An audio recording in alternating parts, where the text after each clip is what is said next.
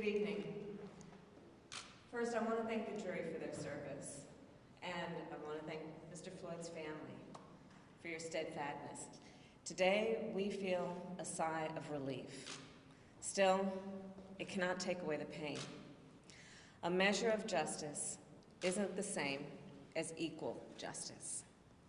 This verdict brings us a step closer, and the fact is, we still have work to do. We still must reform the system. Last summer, together with Senator Cory Booker and Representative Karen Bass, I introduced the George Floyd Justice and Policing Act. This bill would hold law enforcement accountable and help build trust between law enforcement and our communities. This bill is part of George Floyd's legacy. The President and I will continue to urge the Senate to pass this legislation, not as a panacea for every problem, but as a start. This work is long overdue. America has a long history of systemic racism. Black Americans, and Black men in particular, have been treated throughout the course of our history as less than human. Black men are fathers and brothers and sons and uncles and grandfathers and friends and neighbors. Their lives must be valued in our education system, in our healthcare system, in our housing system, in our economic system, in our criminal justice system, in our nation. Full stop. Because of smartphones, so many Americans have now seen the racial injustice that Black Americans have known for generations. The racial injustice that we have fought for generations, that my parents protested in the 1960s, that millions of us, Americans of every race, protested last summer. Here's the truth about racial injustice. It is not just a Black America problem or a people of color problem. It is a problem for every American. It is keeping us from fulfilling the promise of liberty and justice for all. And it is holding our nation back from realizing our full potential. We are all a part of George Floyd's legacy, and our job now is to honor it and to honor him. Thank you. And now it is my great honor to introduce the President of the United States, Joe Biden.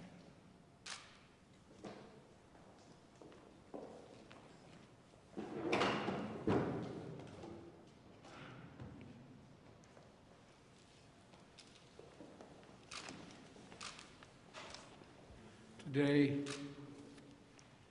a jury in Minnesota found former Minneapolis police officer Derek Chauvin guilty on all counts in the murder of George Floyd last May. It was a murder in the full light of day, and it ripped the blinders off for the whole world to see the systemic racism the Vice President just referred to. The systemic racism is a stain on our nation's soul. The knee on the neck of justice for Black Americans. Profound fear and trauma. The pain, the exhaustion that Black and brown Americans experience every single day. The murder of George Floyd launched a summer of protest we hadn't seen since the civil rights era in the 60s. Protests that unified people of every race and generation in peace and with purpose to say enough, enough, enough of these senseless killings. Today's verdict is a step forward. I just spoke with the governor of Minnesota, who thanked me for the close work with his team. And I also spoke with George Floyd's family again. A remarkable family of extraordinary courage. Nothing can ever bring their brother, their father, back.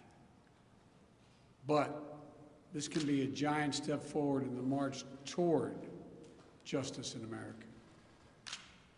Let's also be clear that such a verdict is also much too rare. For so many people, it seems like it took a unique and extraordinary convergence of factors. A brave young woman with a smartphone camera, a crowd that was traumatized witnesses, a murder that lasts almost 10 minutes in broad daylight for ultimately the whole world to see. Officers standing up and testifying against a fellow officer instead of just closing ranks, which should be commended. A jury who heard the evidence, carried out their civic duty in the midst of an extraordinary moment, under extraordinary pressure. For so many, it feels like it took all of that for the judicial system to deliver a just basic accountability. We saw how traumatic and exhausting just watching the trial was for so many people. Think about it, those of you who are listening.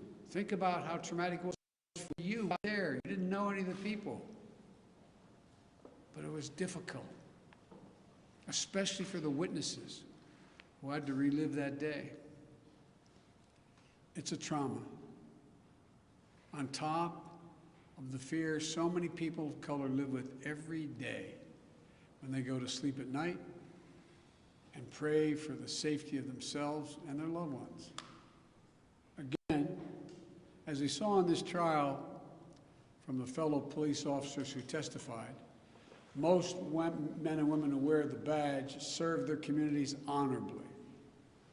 But those few who fail to meet that standard must be held accountable, and they were today. One was. No one should be above the law. And today's verdict sends that message. But it's not enough. We can't stop here. In order to deliver real change and reform, we can and we must do more to reduce the likelihood that tragedies like this will ever happen and occur again. To ensure that black and brown people, or anyone, so they don't fear the interactions with law enforcement, that they don't have to wake up knowing that they can lose their very life in the course of just living their life. They don't have to worry about whether their sons or daughters will come home after a grocery store run, or just walking down the street, or driving their car, or playing in the park, or just sleeping at home.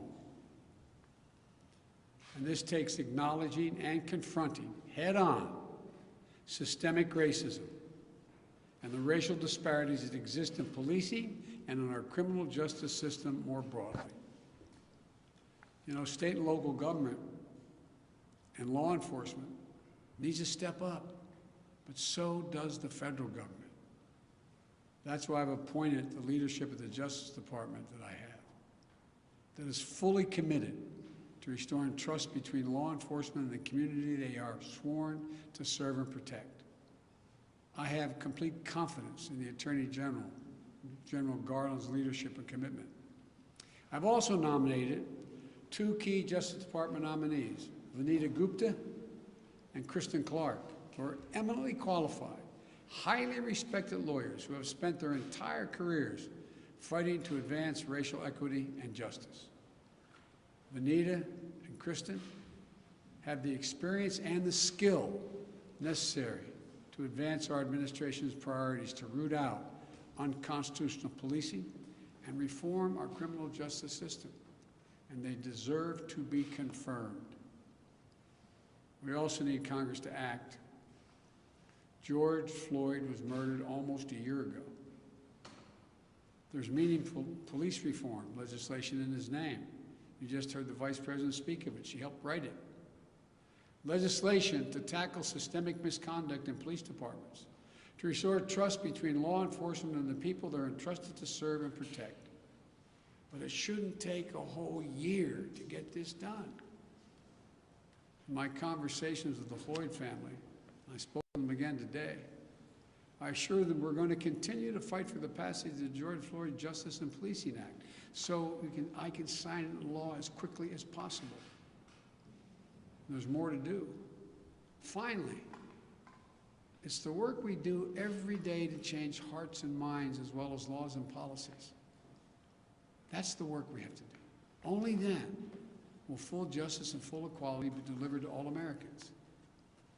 And that's what I just discussed with the Floyd family. The guilty verdict does not bring back George. But through the family's pain, they're finding purpose. So George's legacy will not be just about his death, but about what we must do in his memory. I also spoke to Gianna, George's young daughter, again. When I met her last year, I've said this before, at George's funeral, I told her how brave I thought she was. And I sort of knelt down to hold her hand. I said, Daddy's looking down on you, he's so proud. She said to me then, I'll never forget it, Daddy changed the world. And I told her this afternoon, Daddy did change the world. Let that be his legacy, a legacy of peace, not violence, of justice. Peaceful expression of that legacy are inevitable and appropriate, but violent protest is not. And there are those who will seek to exploit the raw emotions of the moment, agitators and extremists who have no interest in social justice, who seek to carry out violence, destroy property, fan the flames of hate and division, who will do everything in their power to stop this country's march toward racial justice. We can't let them succeed. This is a time for this country to come together, to unite as Americans. There can never be any safe harbor for hate in America. I've said it many times.